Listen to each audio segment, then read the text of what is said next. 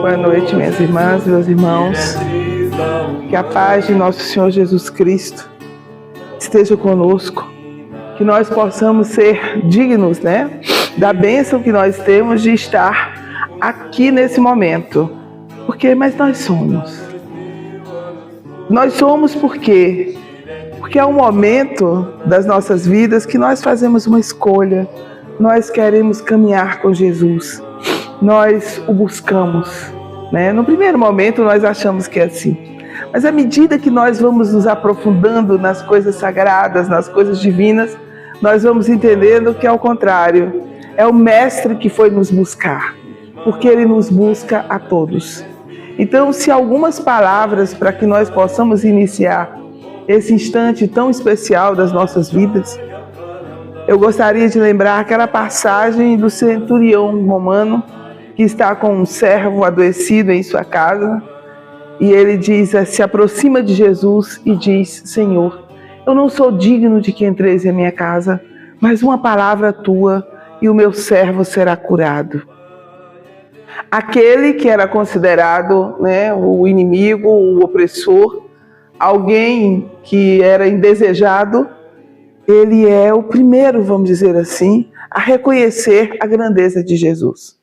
Muitos de nós, meus amigos, minhas amigas, temos essa oportunidade divina de conhecer o Evangelho, de conhecer a doutrina espírita, de ter em nossas mãos passagens dos Evangelhos, comentados na nossa língua materna, vindo direto das esferas superiores, através da mediunidade límpida do Chico Xavier, da Ivone Pereira e outros tantos.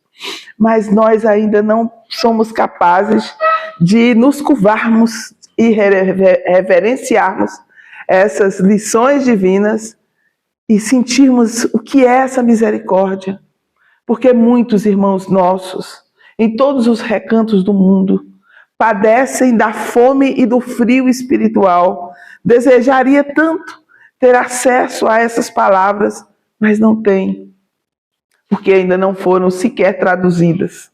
Então, minhas irmãs, meus irmãos, agradeçamos esse instante. Nós estamos completando 160 anos de o Evangelho segundo o Espiritismo. Esse é um ano muito importante. Às vezes a gente pensa, mas o que é o Evangelho segundo o Espiritismo? Antes, nós gostaríamos de trazer, estou com a tradução do Haroldo Dutra, o Novo Testamento, o último versículo do Novo Testamento, o último versículo dos Evangelhos de Jesus. João 21, 25.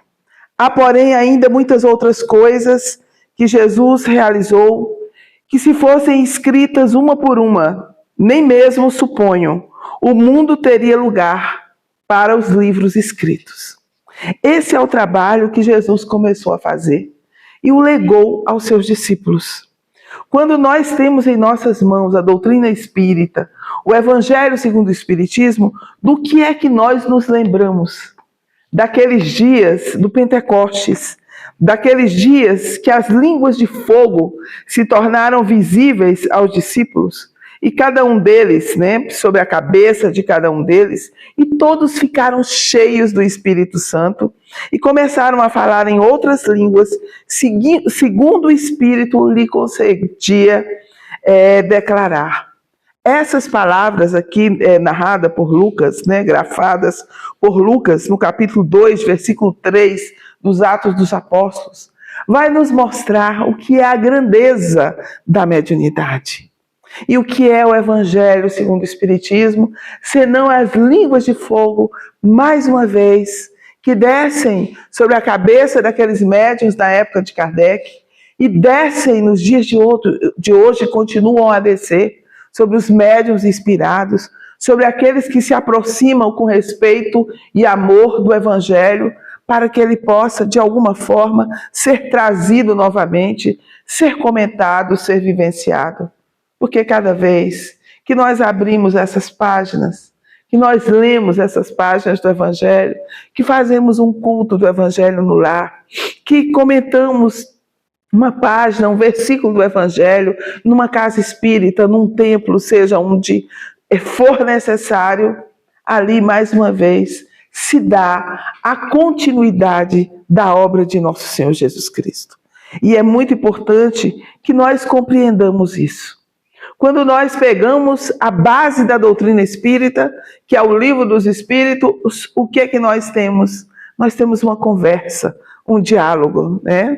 Quando você quer chamar os seus amigos, você faz ali um almoço. Eu ainda estou esperando uma certa peixada, Geralda e Washington.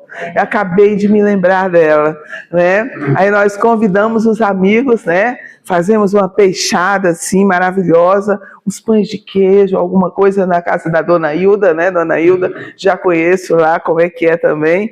Convidamos e ali nós ficamos conversando horas e horas nessa felicidade indescritível que é de ter um amigo, né? De termos amigos, de termos pessoas que se lembram de nós e nos convidam para banquetear com elas, de termos pessoas que nós desejamos estar conosco. Quando nós passeamos pelo Evangelho, quando nós estudamos o Evangelho, nós vamos ver Jesus junto dos seus amigos, conversando sobre o reino de Deus e a sua justiça.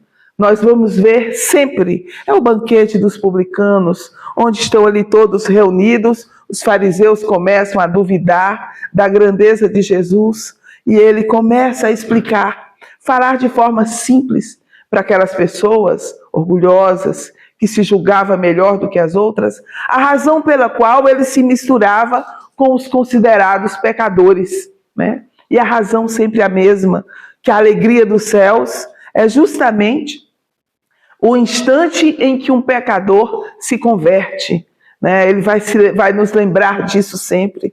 Todos os ensinamentos de Jesus, todas aquelas conversas que Jesus vai ter com seus discípulos, é justamente sobre essa misericórdia divina.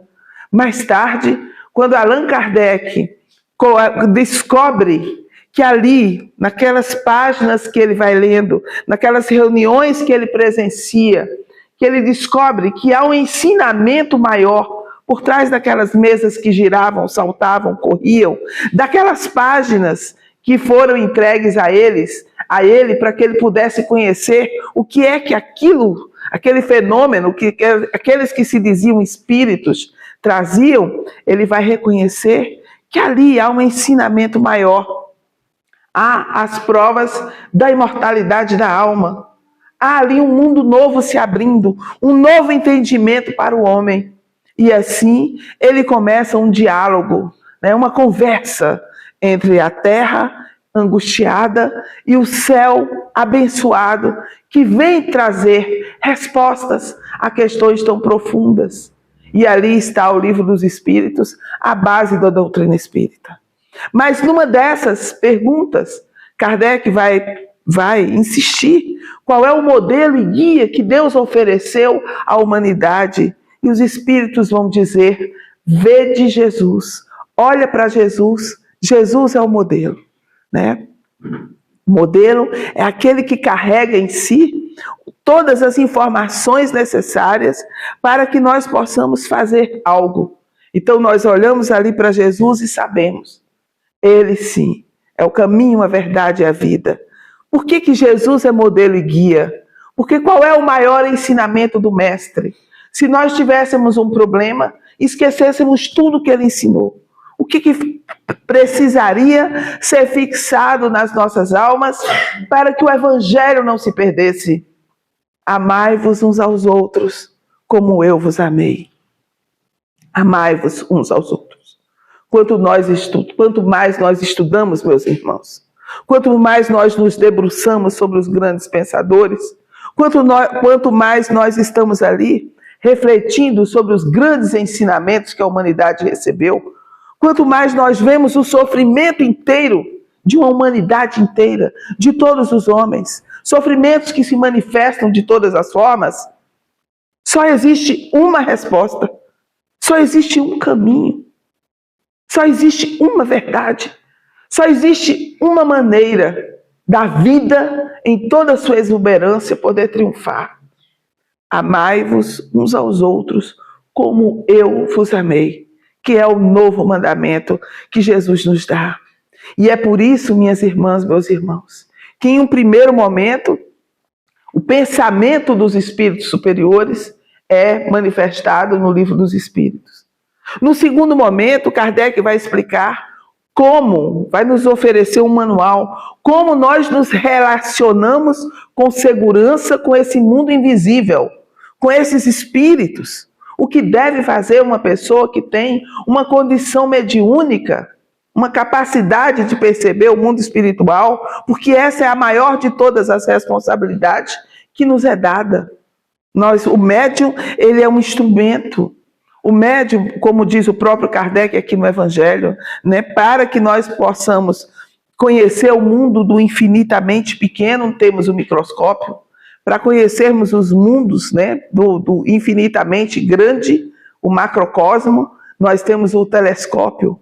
Mas para conhecer esse mundo invisível, povoado de espíritos, nós temos a mediunidade. Por isso, tão grande responsabilidade. Só então, depois de nos mostrar a responsabilidade com a mediunidade, é que Kardec vai se recolher e começar a compilar o Evangelho segundo o Espiritismo há 160 anos. Aqui está, esse eu ganhei de presente. Foi olha que edição primorosa da FEB, a tradução do Guilherme Ribeiro. Aqui, a primeira coisa que nós aprendemos quando nós olhamos para essa maravilha que é o Evangelho segundo o Espiritismo, eu tive professores que sempre disseram: primeira coisa que você tem que ler num livro é o sumário. Né? Você tem que ler o sumário. Você tem que entender primeiro qual é o caminho que é percorrido por aquele autor. Aqui nós vamos ver que o objetivo desse Evangelho segundo o Espiritismo, são 28 capítulos, quando nós partimos do capítulo 1 para o capítulo 28, o objetivo do Evangelho é nos preparar para a comunhão com Deus. Aliás, esse é o objetivo real da nossa vida, essa comunhão com Deus. Aqui nós temos essa escada de Jacó, no símbolo belíssimo bíblico, que ela vai da terra até o céu. E aqui nós vamos ver, logo no prefácio, Allan Kardec vai colocar uma mensagem do Espírito de Verdade, que nós sabemos que é o próprio Cristo. Essa mensagem é uma canção. Aliás, ela foi transformada por nós em uma canção, né? O Divino Concerto. Aqui está o Espírito de Verdade nos mostrando que as grandes vozes do céu ressoam como sons de trombetas e os cânticos dos anjos se lhes associam. Essa música divinal, esse divino concerto que ele vai dizer aqui: nós vos convidamos a vós, homens, para o divino concerto, tomai da lira, fazei uníssonas vossas vozes, e que no hino sagrado elas se estendam e repercutam de um extremo a outro do universo. E o que as vozes dos céus, que são as vozes dos espíritos, vêm nos dizer? Vêm nos dizer: homens, irmãos a quem amamos, aqui estamos, juntos de vós. Meus irmãos, minhas irmãs, por mais escura seja a noite, por mais grave seja a tempestade que nós estamos vivendo nesses tempos tão difíceis, nós precisamos nos lembrar que os Espíritos do Senhor, que são as potências divinas, aqui estão juntos de nós, nos incentivando a nos manter encorajados, lembrando-nos sempre daquele que disse: nas vossas aflições tende bom ânimo, eu venci o mundo. Qual é o objetivo do Evangelho segundo o Espiritismo? Nós podemos estudar o Evangelho de várias formas, mas Kardec optou por trazer para nós o ensino moral do Cristo, porque esse ensino moral de Jesus é o que vai nos modificar a conduta, é o que vai orientar o nosso comportamento, é o que vai modificar o nosso modo de ser. Ele vai lembrar aqui que essas instruções, né? São as instruções dos Espíritos. Elas são verdadeiramente as vozes do céu. Qual é o objetivo das vozes do céu? Esclarecer os homens e convidá-los à prática do Evangelho. Como é que esse livro foi composto? Como toda codificação espírita, esse livro é composto, esses ensinamentos dos Espíritos, através das instruções trazidas por médiuns de vários lugares, de vários países diferentes. Isso é muito importante que a gente entenda. Não foi uma pessoa só que chegou, um médium só, recebeu aquelas instruções, são vários. Aqui nós vamos ver, Kardec tem o cuidado de colocar quais foram os lugares. Aquela comunicação foi recebida em Paris, aquela outra comunicação foi recebida em Bordeaux, aquela outra comunicação foi recebida em Harvard. Então nós vamos ter as diversas comunicações. E o que eles vêm nos ensinar? Qual é o primeiro capítulo do Evangelho, segundo o Espiritismo? Não vim destruir a lei. Assim como Jesus diz aos seus discípulos que não veio destruir a lei, ele veio lembrar aquela lei divina que já havia ensinado aquele povo, ao povo hebreu. Ele também vem lembrar, Jesus vai dizer isso. O Espiritismo também vem nos dizer que ele não traz absolutamente nada de novo, apenas o convite para que nós nos lembremos dos ensinamentos de Jesus. E esses ensinamentos agora não são mais comentados, né, com as nossas imperfeições, com os nossos interesses políticos, porque nós sabemos que o Evangelho de Jesus, com o tempo, ele serviu de todas as formas, como ainda serve em vários lugares, para arrebanhar as pessoas, para conduzir as pessoas de acordo com os interesses daquele grupo. O Evangelho segundo o Espiritismo, meus irmãos, minhas irmãs, é uma obra pura, límpida, cristalina, porque ali não tem o interesse de absolutamente ninguém. Tem um comentário de Allan Kardec aqui, outro ali, e a instrução de um espírito aqui, outra ali. Dependendo do capítulo, você só vai encontrar comentários de Allan Kardec, ou só comentários dos espíritos, mas na maioria das vezes dos dois. Então os espíritos vêm nos preparar para essa nova era de regeneração da humanidade, que acontecerá quando? Em breve. Em breve não é amanhã ou depois. Terezinha, eu acho que até o final desse milênio, 2999, né, a gente aprende, né? 2000 anos para o Evangelho, então 1000 anos para a gente compreender a missão do Evangelho. Um outro capítulo, meu reino não é deste mundo. Jesus vai nos lembrar disso, né? Por que Jesus diz meu reino não é deste mundo? Porque nós precisamos aprender, e o que o Espiritismo vem nos ensinar? Nós precisamos aprender a olhar a vida do ponto de vista espiritual. O que significa isso? Significa que a gente tem que estar aqui no mundo, sem perder de vista os ensinamentos de Jesus. A prática do Evangelho agora é aqui, é no dia a dia. Esse Evangelho, ele não exige de nós nada além do cumprimento dos nossos deveres sagrados que a vida nos impõe. Lembrei-me agora de uma aluna de um curso do estudo sistematizado da doutrina espírita que nós oferecíamos numa outra casa espírita, a convite da presidência da casa. E era um curso direcionado aos médiuns, e tinha uma senhora que só chegava às vezes até 15 minutos antes de concluir. E a condição que eu coloquei para que nós pudéssemos fazer aquele estudo foi exatamente essa. Não importa a hora que a pessoa consiga chegar, o importante é que ela chegue. Não importa. Né? Então, assim, a casa era um pouco rigorosa em termos de horário, mas essa foi a única condição que nós impusemos. E ela, às vezes, ela só conseguia chegar. E naquele dia, em particular, ela entrou, faltava 15 minutos para que nós terminássemos o estudo. E ela caiu no choro, pediu perdão, pediu desculpas. Porque ela não conseguia chegar antes, porque ela cuidava do pai e da mãe, que eles tinham, inclusive, dinheiro para contratar cuidadores, mas não tinha cuidadores, eles não conseguiam cuidadores. O pai e a mãe acamados. E é a hora que a gente diz, meu Deus, eu falei, minha irmã, Qual é a lição do Evangelho que nós estamos aqui juntos aprendendo com você? Às vezes, a lição do Evangelho está ali na nossa casa, exatamente aquela que nós precisamos. É a prática do Evangelho.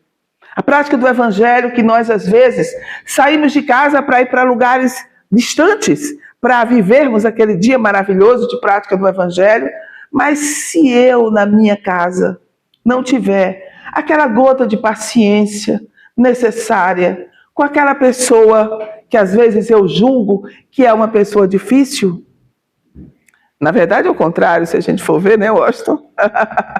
Né? Eu julgo que aquela pessoa é difícil, às vezes o parente difícil sou eu de verdade. Né? Então, as lições do Evangelho ainda não estão transformando a minha alma.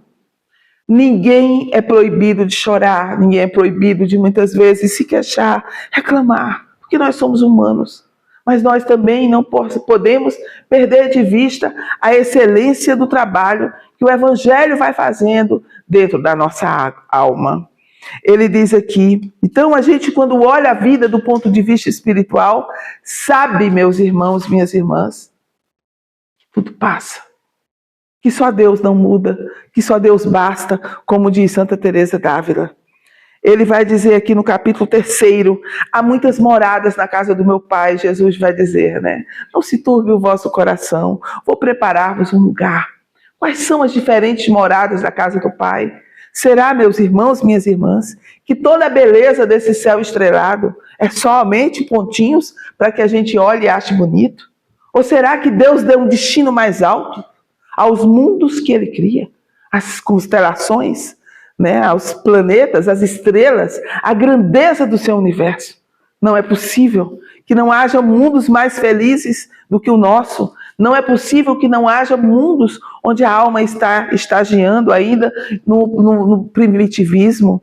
O que nós vamos aprender nesse capítulo é exatamente esse. Se há mundos de expiações e provas como o nosso, também há mundos superiores, há mundos felizes, há mundos de regeneração para a alma. No capítulo 4, ele vai nos lembrar que ninguém pode ver o reino de Deus se não nascer de novo. Uma existência de 120 anos no máximo é muito pequena para que a gente possa realizar todas as potências divinas que há na nossa alma. É bom que nós nos lembremos que o objetivo da encarnação não é apenas o resgate das nossas faltas. Isso é um aspecto pequenino, aliás. O objetivo da reencarnação é o recomeço. É o desabrochar das potências divinas que há em nós. É um novo aprendizado. É um novo ponto de partida. Por isso que ele vai nos lembrar que a encarnação é uma necessidade. Nós próprios pedimos para voltar, para recomeçar trabalhos que deixamos aqui, que não tivemos tempo de fazer, para começar novos trabalhos, para aprendermos, para reencontrarmos aqueles a quem desejamos e precisamos amar. Essa é a beleza da encarnação. A encarnação, meus irmãos, minhas irmãs, não é um castigo. Emmanuel nos lembra no prefácio do livro Renúncia que nós precisamos tirar essa visão do resgate escabroso e aprender com Alcione que a terra fica igualmente no céu. Precisamos estudar a doutrina espírita. Uma das coisas mais tristes que nós escutamos é que o Espiritismo prega sofrimento. O Espiritismo prega o amor. O Espiritismo prega a esperança. O Espiritismo orienta, esclarece, consola. O Espiritismo é essa misericórdia divina. E a misericórdia divina jamais, minhas irmãs, meus irmãos, pode ser um peso na nossa alma. A nossa leitura, que às vezes está ali contaminada pela nossa angústia, como nós vamos ver no livro Renúncia, quando a Susana ela comete um crime, e Alcione está ali na casa dela, e ela diz que quando ela escuta as palavras do Evangelho, é como se fosse uma condenação, todas as vezes, porque ela é uma alma culpada. E é estranho que muitos de nós espíritas, trabalhadores das casas espíritas, muitas vezes achamos ainda que o Evangelho nos acusa de algo. Isso não é verdade. Quando nós olhamos de verdade para as palavras de nosso Senhor Jesus Cristo, vamos sentir o que é essa bem-aventurança que ele tanto nos fala. Bem-aventurados os que têm fome e sede de justiça, porque serão saciados. Bem-aventurados os aflitos, porque serão consolados. Onde, meus irmãos, há no Evangelho de nosso Senhor Jesus Cristo uma palavra de condenação, um peso para uma pessoa que sofre? Agora, se eu sou uma pessoa que fez muito mal, está ali a caridade para com os criminosos, se eu destruí alguém, se eu destruí vidas, se eu criei sofrimento, e a misericórdia de Deus me dá uma oportunidade de trabalhar, de fazer o bem, isso é o quê? Esperança, alegria, é fé, é a caridade dos espíritos superiores. Quando nós dizemos, Senhor, eu não sou digno de que entreis em minha casa, eu não estou dizendo que eu sou um miserável, desgraçado, que não mereço o amor de Deus. Isso não existe na lei divina. Existe aquele sentimento de reverência. Dr. Bezerra de Menezes está aqui. Jesus está presente. Terezinha, a gente não vê Jesus. Minhas irmãs, meus irmãos, nós conseguimos ver o sol nesse instante. Mas ele está. Ele não se afastou da terra. A posição em que nós nos encontramos é que não nos permite que o vejamos. Dr. Bezerra está presente. Jesus está presente. Os amigos e benfeitores espirituais estão presentes. E por que que nós nos fixamos apenas no lado escuro, na sombra que nós carregamos? Então só veremos sombras e angústias. Em seguida, no capítulo 5, porque para que eu possa ver o reino de Deus, eu preciso reencarnar. E aqui tem a explicação da justiça divina. Meus irmãos, minhas irmãs, o capítulo 5 do Evangelho segundo o Espiritismo, Bem-aventurados os aflitos, vai nos trazer as causas das aflições, as anteriores, as atuais. Nos traz uma reflexão que é a mais importante de todas. Ah, mas é aí, Terezinha, é aí que põe a culpa em mim. É aí que eu me sinto culpado, porque ele diz que na outra vida eu fiz coisa ruim, por isso que eu estou vivendo numa situação ruim agora. Vamos sair dessa posição e vamos nos lembrar do que Allan Kardec diz. Muito comum, quando nós estamos já numa certa região da nossa vida, a gente diz assim, meu Deus, se eu tivesse deixado de fazer isso, ou se eu tivesse feito aquilo, o resultado seria diferente hoje. E Kardec nos diz aqui no Evangelho segundo o Espiritismo, que como o trabalhador preguiçoso que diz, perdi o meu dia, assim também aquele homem diz, perdi a minha vida. Mas, está aqui no capítulo Justiça, causas atuais das aflições. Como o obreiro preguiçoso que diz, perdi o meu dia, também ele diz, perdi a minha vida. Contudo, assim como para o obreiro, o sol se levanta no dia seguinte, permitindo-lhe reparar o tempo perdido, também para o homem, após a noite do túmulo, brilhará o sol de uma nova vida. Essa é a doutrina da esperança. É a doutrina espírita que vai nos dar uma razão para que nós não enlouqueçamos de dor diante das situações, das comoções que nós vivemos e não somos capazes de suportar. É essa doutrina espírita que nos mostra uma razão a mais para que não cometamos suicídio. Nós estamos num tempo em que nós vamos ver suicídio até em crianças. Escrevemos uma peça essa semana. Podemos compartilhar depois, Sara, eu vou compartilhar com você para um trabalho da faculdade que nós vamos apresentar sobre a questão do suicídio, sobre a questão em adolescentes. A gente vê a falta de esperança, mas a doutrina espírita é essa doutrina de esperança que vem nos dizer que esse breve tempo em que estamos aqui tem uma razão. Precisamos desenvolver algumas potencialidades da nossa alma. Precisamos desenvolver as nossas virtudes. E como é que nós fazemos isso, né, Dona Hilda? A gente faz isso fazendo o bem sempre. A gente faz isso nos preocupando com as necessidades alheias, né? A gente faz isso nos interessando pelas necessidades dos outros. Vocês querem o maior mal da nossa época? A solidão. Como é que a gente faz para quebrar a solidão? Para resolver o problema da solidão?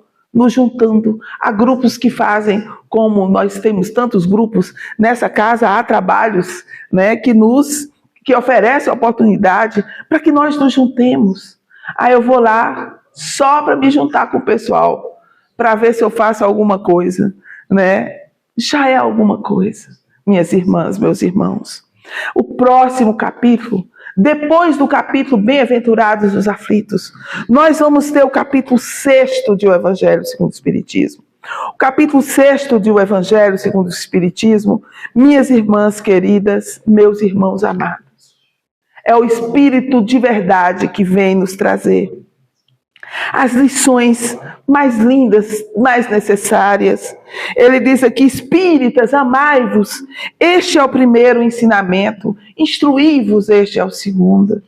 Ele vai nos dizer aqui: em verdade vos digo que os que carregam os seus fardos e assistem os seus irmãos são bem amados meus. Instruí-vos na preciosa doutrina que dissipa o erro das revoltas e vos mostra o sublime objetivo da aprovação humana. Meus irmãos, minhas irmãs, que palavras maravilhosas essas de Jesus. Sou o grande médico das almas e venho trazer-vos o remédio que vos há de curar. É isso que o Evangelho segundo o Espiritismo, minhas irmãs, vem nos ensinar, vem nos lembrar. Jesus não é um personagem histórico, Jesus não é um revolucionário, Jesus é o amigo sublime de todas as horas, que fala ao nosso coração, porque só conseguimos ouvir o Evangelho se abrirmos o nosso coração para Ele. Aqui nós vamos ter em seguida o capítulo Bem-aventurados os pobres de espírito. Nesse capítulo, nós encontramos aqui a beleza, quando ele fala da missão do homem inteligente na Terra. O que é o pobre de espírito? O que é essa pobreza espiritual? São todos aqueles que estão esvaziados para se encherem da presença divina, para se encherem do amor que o Evangelho nos oferece. Como que eu posso me aproximar do Evangelho cheia de soberba, cheia de orgulho, cheia da certeza de que tudo aquilo que eu sei é suficiente para que eu possa ensinar as verdades divinas? Não é possível. É preciso essa pobreza espiritual. É preciso entregar tudo que me pertence e abrir mão de tudo aquilo que eu sou, para que eu possa me esvaziar e sentir essa realidade, essa beleza dessa presença de Deus. Ouvir, escutar as palavras divinas. Em seguida, meus irmãos, o capítulo 8 do Evangelho. Bem-aventurados os que têm puro o coração. Em todos os tempos, nós vamos encontrar aqueles que buscam, as instruções iniciáticas, os templos, as questões da espiritualidade. O Espiritismo vem nos dizer que só há um caminho para que nós encontremos Deus. Ele vai dizer aqui, esse espírito protetor, na cidade de Bordeaux, em 1861, ele vai dizer: qual é, meus amigos? O bálsamo soberano que possui tão grande virtude, que se aplica a todas as chagas do coração e a cicatriza, é o amor, é a caridade. A nossa irmã lembrou bem ali. Se possuís esse fogo divino, o que poderás temer? Se tendes amor, possuís tudo o que há de desejável sobre a terra. Possuí a pérola preciosa que nem os acontecimentos, nem as maldades podem arrebentar. Meus irmãos, ainda nesse capítulo, bem-aventurados os que têm os olhos fechados, nós vamos ouvir o Cura-Dares. O Cura-Dares aqui, ele traz uma mensagem para uma irmã que ele foi evocada porque ela é cega. E aqui ele vai dizer: algumas palavras dirigidas a ti, minha pobre sofredora, espera e tem ânimo. Se eu te dissesse: minha filha, os teus olhos vão se abrir, quão jubilosa te sentirias. Mas quem sabe se esse júbilo não ocasionaria a tua perda. É muito comum, quando nós estamos felizes, muito bem, está tudo em ordem, nós nos esquecemos da finalidade da vida. né? Nós podemos ser felizes, ter a vida em ordem e nos lembrarmos também dos nossos objetivos divinos. E ele diz aqui: confia no bom Deus, que fez a ventura, a felicidade e permite a tristeza. Essa é a frase que mudou a minha vida. Eu li na tradução de Herculano Pires, que fez a felicidade e permite a tristeza, né? A gente coloca essa também, tem uma música para essa. No capítulo 9 de O Evangelho segundo o Espiritismo, bem-aventurados os que são brandos e pacíficos. Aqui nós vamos aprender que a afabilidade, a doçura não é um verniz. Que existem, né, que a cólera, que o orgulho é o que nos induz a acreditar que somos melhores do que as outras pessoas. Por isso que nós nos encolerizamos, nos irritamos. Nós vamos encontrar em seguida esse capítulo 10, bem-aventurados os misericordiosos. E aqui nesse capítulo, Jesus vai fazer uma mudança na história da humanidade, porque em todos os tempos, em todas as épocas, nós vamos encontrar aqueles que vão levar oferendas para Deus. É muito bonita essa ideia. Eu preciso levar algo a Deus. Se eu fiz alguma coisa, Deus ficou chateado, então eu vou oferecer algo a Ele. Se deu tudo certo, Deus está feliz comigo, também eu vou lá, agradeço e faço uma oferenda. Mas é nesse capítulo que Kardec vai comentar qual é o sacrifício mais agradável a Deus.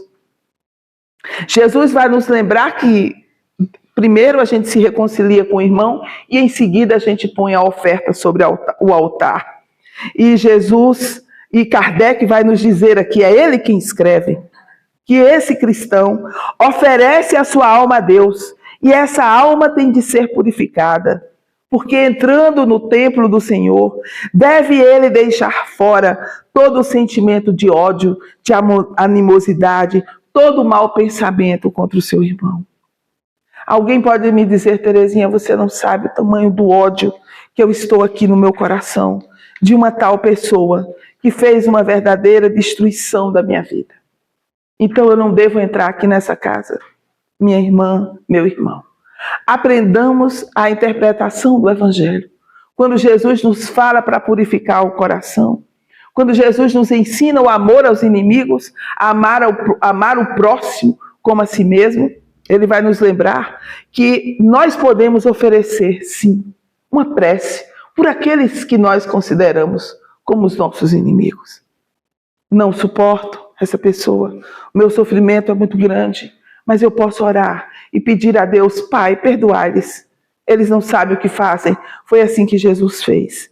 Então nós vamos para o capítulo 11, quando ele diz aqui amar o próximo como a si mesmo.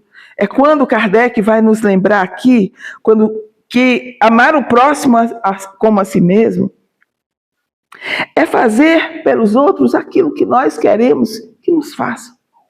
Eu não quero que ninguém me faça mal, menos ainda faça mal à minha família. Então, por favor, se tem alguém que faça mal, que ele que faça mal, mas eu não vou retribuir o mal com o mal. Isso é o amor, né? O Kardec escreve aqui que a prática dessas máximas tende à destruição do egoísmo, que quando os homens adotarem por regra de conduta, aí a verdadeira fraternidade se fará. Depois de nos instruir, e é interessante que é nesse capítulo que ele fala da caridade para com os criminosos, né? E isso aqui é muito importante. Para mim, o mais belo comentário dessa passagem está no livro do André Luiz, Sexo e Destino. Porque é muito fácil a gente olhar para as pessoas e condená-las, julgá-las, condená-las e querer que elas sejam destruídas. Mas aqui nesse capítulo, que está no amar o próximo como a si mesmo, e não no amar os vossos inimigos, ele vai dizer, o espírito Isabel de França vai nos fazer uma pergunta. Ignorais que há ações que são crimes aos olhos de Deus de pureza e que o mundo nem sequer considera como falta leve? Então nós precisamos aprender muito, meus irmãos, minhas irmãs. Em seguida teremos o capítulo 12, amai os vossos inimigos, que se resume apenas num: faz o bem, ora pelo teu inimigo, faz o bem. Se ele precisar de você, ajuda. Que aí, em vez de um inimigo, você fez um amigo, né? E é muito bonito. E para a gente que é filho, eu me lembro de um caso desse na minha casa, é uma lição inesquecível, né? Aqui em seguida, nós vamos ter o capítulo 13, não saiba a vossa mão esquerda o que faz a vossa mão direita. É aqui que nós conhecemos a irmã Rosália, que vai falar sobre a caridade moral, que nada custa, que todo mundo pode praticar. É aqui nesse capítulo que nós vamos ver Adolfo, o bispo de Argel, dizendo: ó meus amigos, pudesseis ter por única ocupação tornar felizes os outros. Pensa numa casa onde todo mundo só pensa no bem de todos. A mãe só pensa em tornar o marido feliz, os filhos felizes. A esposa só é um céu de ternura, aconchego e calor, como diz Padre Zezinho. Os filhos são a força, a presença do amor divino. Imagina quando for assim a nossa terra, né? E aí abrir um espaço na nossa casa para receber as pessoas necessitadas, para receber os amigos. É isso. Ter essa preocupação sempre. A delicadeza de fazer alguma coisa para alguém se sentir feliz. O Washington preparou uma música para cantar aqui para a gente, com tanto carinho, e eu vou dizer, com muito orgulho, preparou uma para eu ouvir e ainda chamou a filha para cantar. Né? Às vezes a gente pode dar tão pouco. Às vezes a gente pode dar tão pouco para alguém. Mas não é a coisa, é o sentimento que vai junto. Caminhando para o final, meu Deus, vou ter que completar a palestra outro dia. Honrai a vosso pai e a vossa mãe. Aqui ele vai lembrar que honrar pai e mãe não é só respeitá-los, é assisti-los na necessidade. É ter pequenos mimos, né? Pequenos mimos que a gente oferece aos nossos pais. Coisa simples. Não precisa muita coisa para fazer alguém feliz, gente. Fora da caridade não há salvação. O capítulo 15, aqui é comentado. Ele vai falar, o apóstolo Paulo, ele vai lembrar aqui que a máxima fora da caridade não há salvação. É a melhor, né? É o que exprime com exatidão o pensamento de Jesus. É a melhor escolha que foi feita por Allan Kardec para definir, para resumir a doutrina espírita. No capítulo 16, nós vamos encontrar: não podeis servir a Deus e a Mamon. O que significa isso? Ele vai dizer que a verdadeira propriedade é aquilo que a gente pode levar desse mundo. Se a gente for rico dela, então está tudo certo, né? O que eu posso levar desse mundo? Nós vamos encontrar agora o capítulo Sede Perfeitos, que é o capítulo 17. Aqui está o que é um bom espírita. As pessoas batem no peito, porque o que é um homem de bem? Está definido aqui nesse capítulo. O que é o verdadeiro homem de bem? É aquele que pratica a lei de amor, de justiça e caridade na sua maior pureza. Aí ele tem um capítulo inteiro e é muito grande. Você faz isso, então você é um homem de bem. E o que é o bom espírita? É aquele que trabalha pela sua transformação moral, né? E ele continua, depois do capítulo 18, muitos chamados, poucos escolhidos, não são os que dizem Senhor, Senhor, que entrarão no reino dos céus. Mas aqui a gente vai entender que é pelas obras que se conhece o cristão. Está escrito aqui que aquela árvore que não dá frutos é lançada ao fogo. E ele diz aqui: cultivai essa árvore da vida, cujos frutos dão a vida eterna. Esses são os frutos que a doutrina espírita nos oferece. Em seguida, meus irmãos, a fé que transporta montanhas. O que é a fé? Ele vai nos lembrar que a fé é divina e humana. Depende da forma como o homem aplica essa fé. Ele vai dizer que se todos os encarnados, aqui é um espírito, José é o nome dele, um espírito protetor, aliás. Se todos os encarnados tivessem consciência da força que carrega em si e se colocasse à vontade a serviço dessa força, eles faziam verdadeiros milagres que na verdade são esses milagres, esses prodígios, são o desenvolvimento das faculdades humanas. Estou terminando, falta só 8 itens, por favor. Ele vai lembrar aqui os trabalhadores da última hora. Como que você reconhece os trabalhadores da última hora? Ah, mas eu cheguei na primeira hora e vou receber o mesmo salário do aquele que chegou por último, né? Jesus vai nos lembrar aqui, que aqui tem inclusive uma mensagem belíssima de um espírito, do próprio espírito Erasto. Ele vai nos lembrar qual é a missão dos espíritas. Que diante do ruído da tempestade que nós vivemos, nós precisamos aprender a bendizer o Senhor. Nós que pusemos a nossa fé na sua soberana justiça. E ele diz aqui, gente, não mais vos assusteis. As línguas de fogo estão sobre as vossas cabeças. Ó verdadeiros adeptos do Espiritismo, sois os escolhidos de Deus, ide e pregai a palavra divina. Nós não estamos aqui para falar de nós. Estamos aqui para lembrar as palavras de nosso Senhor. Mas precisamos ter alguns cuidados. Aqui está no capítulo 21. Haverá falsos cristos e falsos profetas. Muitos se levantarão, farão prodígios e coisas de espantar, vai dizer Jesus, ao ponto de seduzirem, se fosse possível, os próprios escolhidos.